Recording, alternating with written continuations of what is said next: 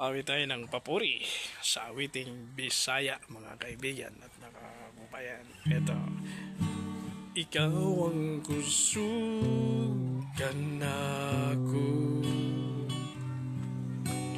kalipay og dalang panang, muabot man ang problema, walay makapahimula, walay maikakumpara sa imong gugma.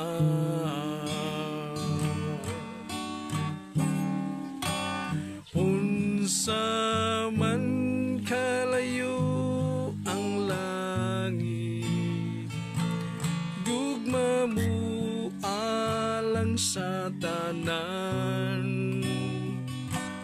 Luluhod ako sa iyong presensya, sasamba ka nimo Yahweh.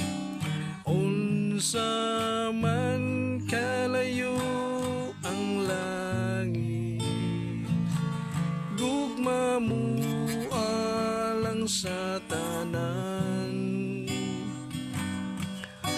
Ikaw ang kusog, ikaw si Yahweh, ang kalipay ko.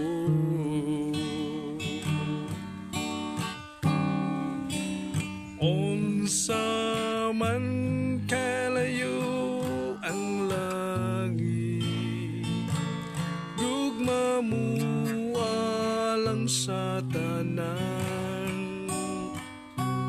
Luluhod ako sa iyong presensya, musimba ka nimo Yahweh.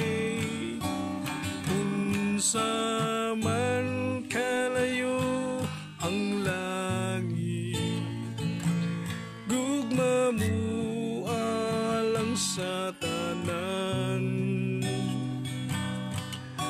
Ikaw ang kusog, ikaw si Yahweh, ang kalipay ko. Ayan mga kaibigan, ayon sa 1 Corinthians 14 verse 15, ito ang ating bababasa. Ano nga ito? Mananalangin ako sa Espiritu at mananalangin din naman ako sa aking pag-iisip. Aawit ako sa Espiritu at aawit ako din naman sa pag-iisip.